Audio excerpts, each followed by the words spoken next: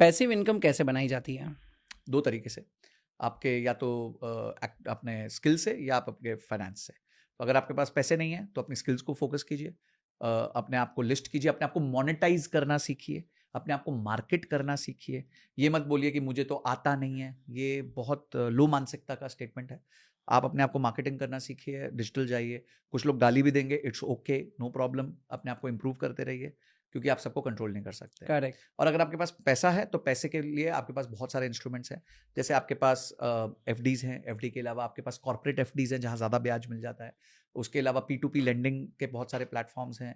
आप प्रॉपर्टी लेके रेंटल ले सकते हैं। तो बहुत सारे ऐसे तरीके हैं जिससे आप अपने लिए पैसिव इनकम इसमें क्रिएट कर सकते हैं, जनरेट कर Yes. सकते हैं। SWP से रिटायरमेंट प्लानिंग क्या सही में पॉसिबल है? बिल्कुल पॉसिबल है। मैं आपको एक उदाहरण देता हूँ। मेरे एक फ्रेंड के फादर 2014 में रिटायर हुए। उनके पास 1 करोड़ का कॉर्पस था। उन्होंने उस कॉर्पस को एक म्यूचुअल फंड में डाला, उसमें से 50,000 रुपये महीना विड्रॉ करना चालू किया। हर साल उसको 7% बढ़ाया। 10 साल से ये चल रहा है। कट टू टुडे 2024, आज वो उसमें से 1 लाख रुपया महीना विड्रॉ कर रहे हैं। 80 लाख रुपया विड्रॉ कर चुके हैं और अभी उनके कॉर्पस में 2.75 करोड़ रुपीस पड़ा हुआ है। तो 1 करोड़ बन गया 3.25 करोड़ और प्लस 80 लाख विड्रॉ हो चुका है और अभी महीने का 1 लाख रुपए विड्रॉ हो रहा है। तो बिल्कुल रिटायरमेंट प्लानिंग पॉसिबल है, मेरी आंखों के सामने की कहानी है। टॉप 5 म्यूचुअल फंड जो आप रेकमेंड करना चाहोगे? आप कोई भी फिल्टर अपनी वेबसाइट्स पे जा सकते हैं, जो भी जैसे जो भी ब्रोकर ऐप्स हैं, और उसमें जाके फिल्टर्स लगा सकते हैं। मैं आपको सिंपल तरीका बताता हूँ, don't look at 1 year returns. 1 year returns से आप गलत म्यूचुअल फंड सेलेक्ट कर बैठोगे, ठीक है। एक कोई भी म्यूचुअल फंड जो आप सेलेक्ट करते हो उसकी लाइफ मिनिमम 3 साल की होनी चाहिए। 3 साल में परफॉर्मेंस का पता चलता है। सेकंड है, उसका expense ratio as low as possible होना चाहिए। इंडेक्स फंड्स में एक्सपेंस रेशियो सबसे कम होता है। तीसरी चीज, आपको रोलिंग रिटर्न्स उसके देखने हैं, सिर्फ नॉर्मल रिटर्न्स नहीं देखने, क्योंकि रोलिंग रिटर्न्स हमें बताते हैं कि बैट्समैन सहवाग है कि द्रविड़ है। सहवाग क्या करता है? सहवाग ने भी उतने ही रन बनाए जितने द्रविड़ ने बनाए, पर सहवाग कभी 20 पे आउट हो जाता है, कभी 100 बनाता है, कभी 200 भी बनाता है। द्रविड़ हर बार 40-50-60, 40-50-60। तो हमें कंसिस्टेंट प्लेयर चाहिए, क्योंकि हमें टेस्ट मैच का प्लेयर चाहिए, लंबा प्लेयर चाहिए। तो रोलिंग रिटर्न्स आपको चेक करने हैं, रोलिंग रिटर्न्स आपके अच्छे होने चाहिए। और उसके अलावा एंड में आपका ड्रॉडाउन रेशियो सबसे कम होना चाहिए। ड्रॉडाउन का मतलब होता है कि जब मार्केट गिरी थी तो ये फंड कितना गिरा था। कई फंड्स जो रिस्की फंड्स होते हैं वो 50-50% भी गिर जाते हैं। तो अगर आप में क्षमता नहीं है 50% का रिस्क ड्रॉडाउन देखने की, तो आप उन फंड से दूर रहिए।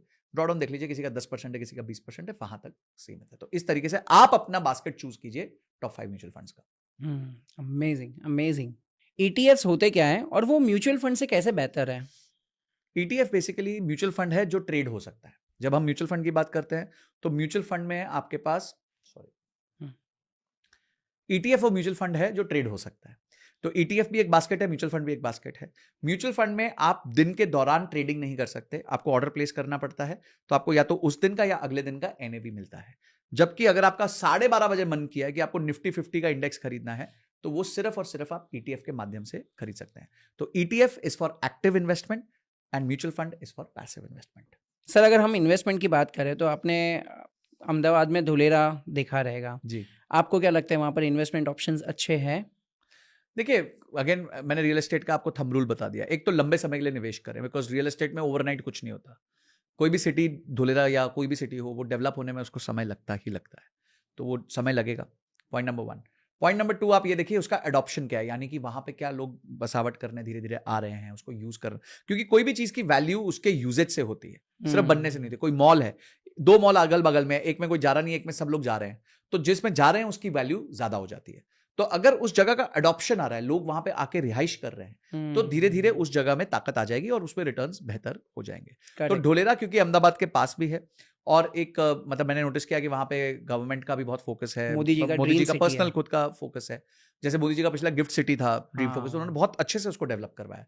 तो आई एम श्योर कि इसमें भी स्कोप होगा, but definitely real estate investments को लॉन्ग टर्म में देखिए, और इललिक्विड एसेट्स है तो उसको उसमें वो पैसा डालिए कि जिसमें आपका पैसा अगर फंस भी जाए, थोड़ा टाइम भी लग जाए, तो आपको दुख ना हो।